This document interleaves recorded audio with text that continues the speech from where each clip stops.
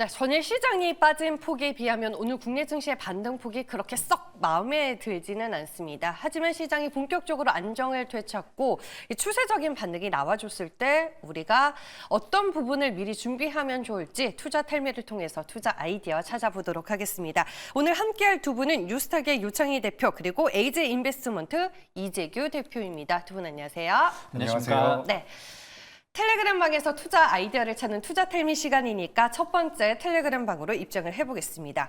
오늘 장 초반만 하더라도 매수 사이드카가 발동해야 될 정도로 지수의 반등폭이 상당히 컸었는데 그때 이제 눈에 띄는 강세 섹터가 조선, 전력기기, 바이오, 화장품, 반도체였고요. 여기에 이제 어제 급락장 속에서도 외국인과 기관이 담은 종목에 그 수급에 답지가 나왔다. 이런 코멘트가 있었습니다. 이 한마디로 전일 코스닥 지수가 11%대로 급락하는 상황에서도 외국인과 기관은 코스닥 시장 안에서 무려 순매수세를 기록하며 마감이 됐고요. 장 마감 후에 그러면 외국인은 코스닥 시장에서 어떤 종목을 담았을까라는 생각이 들어서 제가 한번 체크를 해봤습니다. 표로 정리를 해봤는데 함께 보시죠. 네, 코스닥 시장 안에서 전일 외국인들이 매수한 상위 종목을 보면 대부분의 종목들이 제약 바이오였습니다. 일단 알테오젠 같은 경우에는 오늘 오후 12시에 하락 VI 발동이 걸리기도 했었는데 다양한 얘기들이 나오고는 있습니다. 개인이 파생을 하다가 이 삼성증권 창구를 통해서 반대 매매를 당했다. 이런 얘기도 있었고 그 이후에 또 돌고 있는 얘기를 보니까 삼성증권이 예전부터 알테오젠을 정말 싼 가격에 많이 사놨는데 이걸 이제 매도하고 다른 종목을 매수하면서 오늘 손바뀜 흐름이 났다. 이런 얘기도 있습니다. 그 외에도 삼천당 제약, 리가켄바이오, 펩트론 이렇게 전일 시장 급락 속에서도 외국인들은 제약 바이오에 집중하는 모습들이 확인이 됐는데 그렇다면 외국인은 추후 시장의 반등이 나왔을 때, 회복이 나왔을 때 가장 빠르고 강한 회복력을 보여줄 종목을 제약 바이오라고 보고 있는 걸까요? 이재규 대표. 네. 맞을까요? 외국인들이 그렇게 생각을 해서 어제 제약바이오를 담은 걸까요? 네, 일단 제약바이오 같은 경우는 대표적인 금리 인하 수혜 섹터죠. 그렇기 때문에 지금 우리 시장이 어제 굉장히 큰 변동성을 보이면서 안 좋은 모습을 보이긴 했지만 결국엔 이 매크로적인 변수가 금리 인하 쪽으로 방향성을 만들어 간다라고 한다면 그에 따른 수혜를 받을 수 있는 제약바이오 종목군들로 자금이 유입되고 있는 게 아닌가라고 생각을 하고 있습니다. 제가 그래서 자료를 하나 준비를 했는데 혹시나 좀 띄워주실 수 있으면 보면서 말씀을 드려보도록 하겠습니다. 실제로 미국의 10년물 국채 금리가 하락을 할 때는 제약바이오 ETF가 상승을 하는 모습들이 나왔고요. 반대로 이제 금리가 올라갈 때는 반대로 밀리는 모습들이 나왔는데 지금부터 미국의 국채 금리가 밀린다라고 한다면 반대로 제약바이오 ETF 같은 경우 올라갈 가능성이 높겠죠. 그래서 오늘도 보시면 그동안 시장에서 제약바이오 쪽에서 강하게 이끌어왔었던 알테오젠이라든지 삼천당 제약 여전히 견고한 모습을 보이고 있지만 그동안 반등세가 좀 약했었던 종근당 같은 전통적인 제약사 같은 경우도 오랜만에 좀 자금이 들어오고 있습니다. 우리가 여기서 이제 투자 아이디어를 얻어간다라고 한다면 결국에는 금리 인하가 될 가능성이 높다라는 거죠. 금리 인하가 된다라고 한다면 우리나라에선 제약바이오가 가장 큰 수혜를 받을 가능성이 높다라고 저도 생각을 하고 있고 그리고 외국인들도 그렇게 생각을 하고 있는 것 같습니다. 그래서 여기서 지금 시장이 완벽하게 하방을 잡았다라고 보기는 어렵겠지만 여기서 이제 추가적인 하락이라든지 어제 나왔었던 급격한 하락은 나올 가능성이 전 적다라고 생각을 하고 있고 시장의 변동성 자체가 줄어든다라고 한다면 지금부터 제약바이오 같은 경우는 9월달, 10월달까지도 견고한 흐름을 좀 만들어갈 수 있지 않을까. 그러니까 여러 가지 이슈들이 많이 있긴 하지만 결국에는 금리 인하 쪽에 대한 수혜를 받을 수 있는 제약바이오 쪽으로 자금이 들어온 게 아닌가라는 의견 드려보도록 하겠습니다. 네, 전일 시장 급락 속에서도 이제 버텨주던 섹터가 제약 바이오였고 그다음에 코스닥에서 외국인들이 가장 많이 매수한 섹터도 결국에는 제약 바이오였습니다. 유창희 대표도 혹시 외국인과 같은 생각이실까요? 네, 일단은 첫 번째는 바이오주 쪽에 대한 매수가 들어왔다는 얘기는 앞으로에 대한 섹터를 조금 더 좋게 보고 있다고 말씀드릴 수가 있는데 왜냐하면 신용 반대 매매라는 거는 어떤 종목에 신용이 많이 몰려 있어서 그 종목만 매도하는 게 아니라 전체 증거금이 부족하기 때문에 계좌에 있는 종목을 그냥 무차별적인 매도가 나오는 거거든요. 그런데 거기서 좀 바이오 관련된 종목군들을 좀 선택해서 선별적으로 좀 많이 매수했다는 얘기는 앞으로 이쪽이 더 반등이 더 강하게 나올 수 있거나 혹은 지금보다는 연말에 조금 더 높은 주가 상승을 기대하고 있기 때문에 매수가 더 들어왔다 생각을 좀 하고 있습니다. 그래서 일단은 바이오주들, 어쨌든 바이오주들이 최근에 보면 올해 계속 좋은 흐름을 이어오고 있었고요. 또 7월 한 달도 바이오주의 흐름이 좋았기 때문에 이런 거에 대한 어떤 기대감들이 하반기까지 좀 이어질 수 있다는 기대감으로 매수가 들어오지 않았나 판단하고 있습니다. 그러면 유창희 대표는 이제 전일 이제 외국인들이 제약바이오를 급락했을 때 오히려 매수 기회로 활용을 한 거잖아요. 네. 앞으로 이제 시장의 추세적인 반등이 이어졌을 때 가장 빠르고 강한 회복력을 보일 만한 제약바이오 뭐라고 보시는지. 일단은 뭐 지금은 네. 낙폭과대 종목군들이 좀 반등을 주는데 사실은 조정이 나올 때 큰 조정이 없었던 기업이 더 강하게 치고 나가는 경우가 많이 있습니다. 그럼 삼성바이오로직스 같은 경우는 사실은 이번에 큰 조정이 별로 없었어요. 오히려 오늘 같은 경우도 물론 그렇다고 급등하는 건 아니지만 어쨌든 CMO라든지 CDMO 시장 성장에 대한 어떤 기대감들이 하반기 실적을 견인할 수 있다는 부분들에 대한 어떤 기대감으로 주가가 좀 오르고 있지 않나 생각을 좀 하고 있고요. 그래서 일단 대장주가 좀 버텨줘야 된다는 생각을 좀 하고 있고요. 네. 알테오젠 같은 경우는 계속해서 이제 최근에 좀 주가 변동성이 좀 있다 보니까 뭐 좋은 뉴스, 안 좋은 뉴스 계속 나오고 있습니다만은 결국엔 그건 모든 거는 9월 달에 결론이 난다는 생각을 좀 하고 있습니다. 그래서 어쨌든 키트루다 관련돼서 어떤 기대감들 아직까지는 조금 더 반영이 좀 덜 되어 있지 않나 생각하고 있습니다. 네. 재규 대표한테도 여쭤볼게요. 예. 네. 일단 제약바이오 지금 우리가 제약바이오 같은 경우는 뭐 알테오젠이라든지 삼천당 제약 그리고 HLB 같은 경우도 지금 주가 흐름이 잘 나오고 있는데 최근에 이제 제약바이오의 텀이 돌아왔다라고 생각이 되는 부분들이 뭐냐면 뭐 마리화나 관련되어 있는 종목 같은 경우도 해리스 트레이드와 관련되면서 변동성이 계속해서 나왔고요. 비만약과 관련되어 있는 종목군들도 계속해서 변동성이 나왔습니다. 그러니까 제약바이오 내에서 굉장히 빠르게 선순환이 돌고 있다라고 생각이 되고 있는데 제가 봤을 때 가장 빠르게 반등이 나올 수 있는 기업 같은 경우는 바이넥스라고 생각을 하고 있어요. 방금 전에 이제 김준호 매니저께서 관련되어 있는 이 종목에 대해서 좀 말씀을 하셨는데 저 같은 경우도 이제 CDMO 쪽에 대한 모멘텀을 바이넥스가 받아간다라고 한다면 변동성이 가장 빠르게 나올 가능성이 높다라고 생각을 하고 있습니다.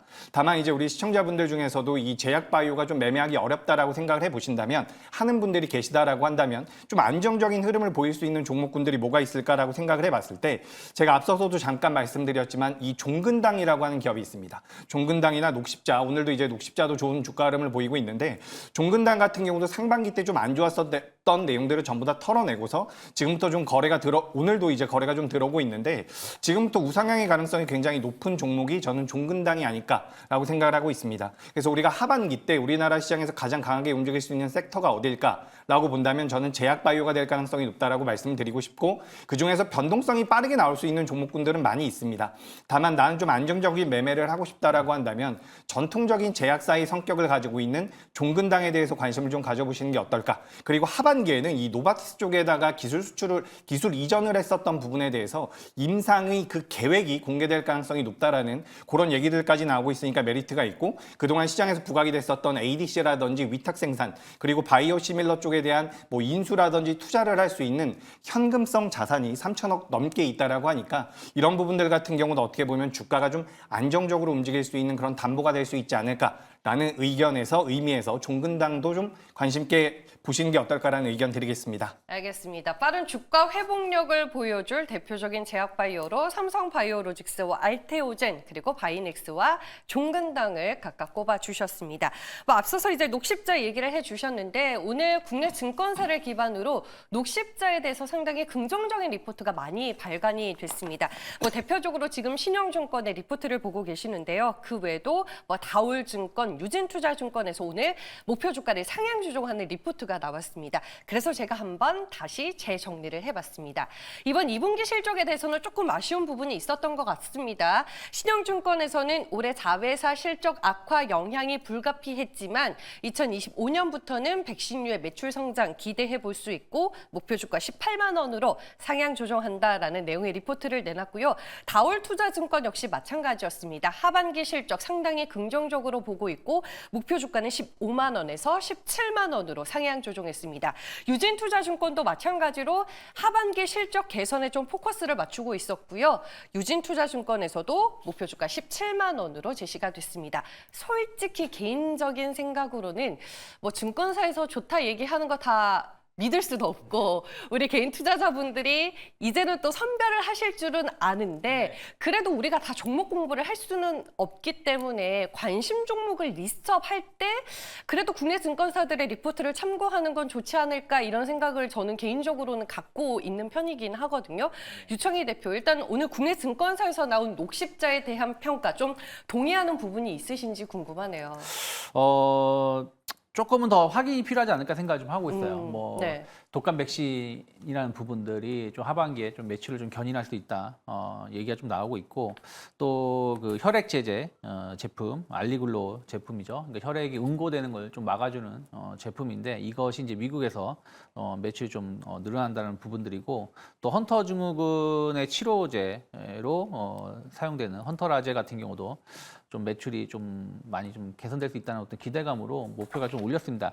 그때 사실은 목표가 올린 것 치고는 그렇게 높게 올린 것 같지는 않아요. 그러니까 보통은 우리가 이제 목표가 상향을 하면 뭐 30%, 뭐 50%씩 올리기도 하는데 녹십자는 17만 원에서 18만 원 정도까지 올린 것이고 그리고 현재 주가도 보시면 최근에 주가가 좀 많이 오른 것 많이 오르긴 했습니다만 어쨌든 14만 원대에서 그러니까 올라온 상황인데 목표가를 8만 원 정도 올렸다? 그러면 20% 정도 올린 것이기 때문에 증권사에서도 조금은 확인이 필요하지 않겠는가라는 생각을 좀 하고 있는 것 같습니다. 그래서 매출이 여기서 엄청나게 지금부터 가파르게 올라간다는 게 아니라 하반기나 내년부터 좀 개선될 수 있다는 부분들이기 때문에 그 부분에 대해서는 그러면 2분기는 적자가 나왔기 때문에 3분기나 4분기에 최소한 흑자 전환을 할 수 있는지 여부를 좀 지켜보면서 접근하셔도 좋지 않을까 판단하고 있습니다. 참 무거운 종목인 것 같아요. 네. 녹십자도 일단은 확인하는 작업이 더 필요하다라고 유청희 대표는 조심스럽게 말씀을 해주셨고 이재규 대표는요? 네, 저는 일단 뭐 지금 목표가가 17만 원, 18만 원 이렇게 나오는 것 같습니다. 18만 원 정도는 저는 뭐 충분히 트라이할 수 있지 않을까라고 생각을 하고 있는 부분이 지금 녹십자가 어쨌든 2분기 때 나왔었던 실적을 기반으로 해서 안 좋게 나왔었던 부분들이 있어요. 백신 쪽에 대해서는 뭐 경쟁이 심화되면서 안 좋게 나온 부분들이 있는데 이 부분들을 감안하고서라도 3분기와 4분기 때 나올 수 있는 매출, 알리글로 쪽에 대한 매출 부분이 잘 잡혀준다라고 한다면 저는 주가 상승의 여력은 있다라고 생각을 하고 있습니다. 우리가 이제 기업을 분석하거나 목표 주가를 만들 때에는 동종 업체들과 비교하는 경우들이 굉장히 많아요. 근데 지금 이 회사 같은 경우는 다른 업체들보다 10%에서 20% 가까이 지금 저평가가 되고 있다라고 분석이 되고 있거든요. 그렇기 때문에 저는 목표 주가까지 달성이 가능하다라고 생각을 하고 있는데 여기서 가장 중요한 것은 이 녹십자라는 기업이 제약바이오 업종 안에 들어가 있는 기업이라는 부분입니다.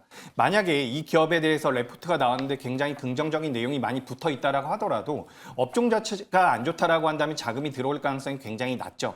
근데 그럼에도 불구하고 이 기업에 대해서는 긍정적으로 말씀드리고 있는 부분은 앞서 보셨던 것처럼 제약바이오 쪽에 대한 전반적인 자금의 유입 가능성이 굉장히 높다라는 부분입니다. 그렇기 때문에 저는 녹십자가 하반기 때는 충분히 목표가 달성, 뭐 18만 원까지는 아니라고 하더라도 17만 원 선까지는 올라올 가능성이 높다라는 말씀을 드리고 싶고요. 그리고 지금 녹십자가 뭐 자회사가 GC셀이라는 기업이죠. 그래서 이 회사가 적자가 나오면서 뭐 연결 재무로서 좀 안 좋은 모습을 보였다라고 하는데 제가 자회사니까 같이 좀 보여드려 보자면 지금 이제 우리나라 제약바이오 기업들 제가 차트를 잠깐 보여드리도록 하겠습니다. 지금 GC셀이라는 기업의 차트입니다. 녹십자의 자회사거든요. 근데 오늘 반등을 굉장히 잘 주고 있는데 만약에 우리 시청자분들께서도 제약바이오 종목군들을 매매해 보신다라고 한다면 지금 보시고 있는 이런 녹십자 같이 정배열에서 우상향을 만들고 있는 기업들을 하시는 게 좋습니다. 그러니까 지금 하반기 때 제약바이오가 강세를 보일 가능성이 높다. 결국에는 금리 인하 쪽에 대한 모멘텀들이 붙는다라고 한다면 제약바이오가 올라갈 가능성이 높은데 아무 종목이나 매매하셔서는 안 됩니다. 제가 가끔씩 이제 투자자분들을 만나보면 굉장히 시가총액도 작고요. 기술력이 있다라고 하는데 그런 기업들 중에서도 꺾여 있는 기업들을 많이 하시는 경우들이 있거든요. 근데 제약바이오는 온전히 이제 좀 대장주의 성격을 띠고 있는 종목군들 위주로 접근을 하셨으면 좋겠고 녹십자 같은 경우는 지금 우리가 그동안 제약바이오를 이끌어왔었던 다른 대장주의 성격을 띠고 있는 종목들에 비해서 차트 흐름도 굉장히 양호합니다. 그래서 이런 기업들 같은 경우는 어쨌든 뭐 기업에 대해서 분석을 하는 것은 뭐 레포트 보시면 알 수가 있는데 가장 중요한 것은 시장에서 어떻게 선택을 하고 어떻게 판단을 하느냐라는 그 부분이겠죠. 근데 지금 녹십자의 주가 흐름을 놓고 본다면 시장에서도 굉장히 긍정적으로 보고 있는 게 아니라고 생각이 되기 때문에 지금 이 레포트 내용을 기반으로 봤을 때 17만 원에서 18만 원 정도는 저는 그래도 도전해 볼 수 있지 않을까라는 의견 드리겠습니다. 네, 녹십자는 이제 신규 매수하신 종목 신규 매수하신 분들보다는 예전부터 이제 좀 오랫동안 들고 가고 있는 분들이 더 많은 종목으로 알고 있는데 일단 17만 원, 18만 원 선까지의 반등을 조금 기다려 보도록 하겠습니다. 네, 다음 텔레그램 방으로 입장을 해볼게요. 네, 삼성 HBM과 관련된 내용입니다. 오늘 오후에 삼성전자의 HBM과 관련된 로이터 통신의 보도가 나왔습니다. 세상이 참 좋은 게 처음에는 이제 로이터의 원문으로 올라왔는데 텔레그램 방에 빠르게 이제 번역본으로 다시 올라와서 제가 아주 편안하게 소개를 해드리겠습니다. 주요 내용은 이겁니다. 중국 기업들이 반도체 확보를 위해서 고군분투를 하고 있는데 미국의 새로운 규제를 기다리면서 고급 삼성 칩을 비축하고 있다는 내용입니다. 즉 한마디로 이 중국 기업들이 미국 규제에 선제적으로 대응하기 위해서 삼성 칩을 사재기하고 있다. 뭐 이렇게 볼 수 있겠고 삼성전자의 상반기 HBM 전체 매출에서 중국이 차지하는 비중이 무려 30%에 이르는 것으로 확인이 됐습니다. 이재규 대표, 글로벌 네. 반도체 공급망에 영향을 줄 만한 이슈인 것 같은데. 그죠. 네. 일단 뭐 삼성전자가 판매를 많이 하고 있다는 것은 저는 긍정적이라고 생각을 하고 있는데 문제는 미국 쪽에서 중국 쪽에 판매를 하고 있는 삼성전자에 대한 규제가 들어갈 가능성이 있다는 부분이겠죠. 그렇기 때문에 그런 부분들이 좀 부각이 된다라고 한다면 삼성전자에는 어떻게 보면 좀 악영향을 미칠 수가 있는데 사실 제가 이런 뉴스를 지난주에 접했다라고 한다면 좀 악재이지 않겠습니까? 라고 말씀드렸을 거예요. 근데 우리가 어제 삼성전자가 굉장히 많은 폭으로 하락이 나왔습니다. 그래서 어제 하락까지 우리가 고려해 본다라고 한다면 사실 이 내용이 좀 더 확대된다라고 할 경우에는 문제가 되겠지만 당장에는 크게 문제가 될 가능성은 전 적다라고 생각을 하고 있습니다. 그리고 이제 이 HBM 쪽에 관련되어 있는 내용들을 우리가 좀 살펴보면 결국에는 엔비디아에는 들어가지 못하고 중국 쪽에만 들어가기 때문에 기술력이 부족한 것 아니냐라고 생각을 할 수가 있는데 결국에는 이 AI 트렌드 자체가 커지게 된다면 삼성전자가 가지고 있는 캐파를 이용할 수밖에 없다라는 그런 결론이 나오기 때문에 전 일단은 뭐 악영향을 미칠 만한 내용이긴 하지만 주가에는 영향이 미비할 가능성이 높다라는 말씀을 드리고 결국에는 삼성전자가 엔비디아 쪽으로 납품을 하게 될 가능성이 높다라는 말씀 추가적으로 드리면서 저는 뭐 삼성전자 주가 흐름 같은 경우는 현재 가격에서 크게 빠질 가능성은 낮다. 다만 이제 반등을 하더라도 직전 고점까지 뭐 아주 강하게 V자 반등의 가능성도 역시 낮다라고 생각을 하고 있기 때문에 삼성전자는 좀 생각보다 긴 호흡으로 보시는 게 어떨까라는 말씀 드리면서 지금 그리고 시장에서 놓치고 있는 부분, 놓친다라기보다는 이야기가 좀 덜 되고 있는 부분이 바로 이 엔캐리와 관련되어 있는 부분이죠. 그래서 이 엔캐리 쪽에 대한 자금, 그러니까 지금도 엔화가 강세가 아니라 엔화가 약간 강세로 움직임을 보이면서 지금 시장의 변동성이 개선이 되고 있는 부분들이 분명히 있습니다. 그래서 이런 모습들이 이어진다라고 한다면 우리나라 시장 여기서 하방 경직 보일 것이고 그런 수급적인 개선이 일어난다라고 한다면 삼성전자가 중국 쪽에 많이 납품한다라는 내용이 큰 악재로 작용할 가능성은 낮다라는 의견 드리겠습니다. 저는 호재인 줄 알았어요. 일단은 그냥 1차원적으로 생각했을 때 삼성전자의 역할이 그만큼 반도체 시장에서 중요하고 삼성이 뭐 글로벌 반도체 시장의 리더임을 증명하는 건가라고 생각은 했었는데 일단 이재규 대표의 의견을 들어봤고요. 그리고 제가 오늘 또 이제 KB증권에서 좀 흥미로운 자료를 읽었는데 삼성전자의 주가가 두 자릿수의 급락을 보인 후에 평균적으로 3개월 뒤에는 20%가 넘는 주가 회복을 보였다. 뭐 이런 얘기가 있었습니다. 유창희 대표, 그래도 이제 시장 쪽에 좀 오래 계셨으니까 네. 과거의 사례나 패턴을 봤었을 때 삼성전자는 늘 시장의 급락이 오히려 매수의 기회였을까요? 어제 이제 종가에 삼성전자를 베팅하신 분들이 또 꽤 많더라고요. 네. 사실은 이제 과거의 사례가 네. 지금도 맞을 수 있을지는 좀 고민을 해야 된다고 하고 있어요. 무슨 말이냐면 과거에 어저께 우리나라 증시 하락이 역대 5번째 종가 기준으로는 5번째 하락을 보여줬다라고 그 데이터 통계가 나온 걸 봤는데 사실 과거에 급락이 나왔던 시기를 한번 되돌아 차트를 보신다라면 그 이후에 시장은 상당히 강하게 상승을 좀 했었던 경우가 많이 있습니다. 혹은 하락을 하더라도 최소한 3, 4개월은 더 높은 주가 지수에 있다가 조정이 나왔었기 때문에 또 그때는 이제 삼성전자가 대장주였기 때문에 오히려 주가 상승이 좋았는데 지금 제가 개인 투자자 입장에서 혹은 펀드 매니저 입장에서 봤을 때 하이닉스가 고점 대비해서 거의 40%가 조정이 나왔고요. 삼성전자도 단기 고점 대비해서 어저께 저가 대비 한 20% 조정이 나왔습니다. 그러면 삼성전자에 대한 매력이 있을까? 하이닉스에 대한 매력이 있을까 본다라면 저는 개인적으로 하이닉스에 더 매력이 있다 생각하고 있거든요. 만약에 반도체 업황이 좀 꺾인다고 하더라도 삼성전자보다 하이닉스가 그래도 HBM이나 이런 부분들을 시장 선점해 놓고 있기 때문에 매출 감소가 상대적으로 덜할 수 있다라고 저는 개인적으로 생각을 좀 하고 있고, 또 만약에 반도체 AI가 거품이 아니라 여전히 좋은 흐름대로 간다 그러면 역시 하이닉스가 더 많은 매출 증가, 매출 개선을 보여줄 수 있다는 것이죠. 그런 측면에서 본다라면 지금 오히려 오늘도 삼성전자가 상승을 했다가 거의 비슷한 상승률을 보여주다가 하이닉스에 뒤처지는 것은 오히려 지금 삼성전자 사느니 이참에 하이닉스로 갈아타자는 물량도 저는 일부 있지 않나 생각 좀 하고 있습니다. 그래서 제가 봤을 때는 과거와 지금의 삼성전자 입지가 좀 다르다는 부분들 감안한다면 주가는 당연히 오를 겁니다. 워낙에 낙폭이 단기적으로 컸기 때문에. 하지만 과거처럼 저점 대비 20% 오를 때 그 속도가 삼성전자보다는 하이닉스가 더 빠르지 않을까라는 생각을 좀 하고 있습니다. 과거의 패턴과는 조금 다를 수도 있다라고 말씀해 주셨고, 반도체 쪽에서 굳이 고르자면 나는 SK 하이닉스에 한 표를 던지겠다라고 유청희 대표는 답변을 주셨습니다. 네, 투자텔미 오늘 두 분과 함께 투자 아이디어 발굴해 봤고요. 유청희 대표 그리고 이재규 대표와 함께했습니다. 오늘 말씀 고맙습니다.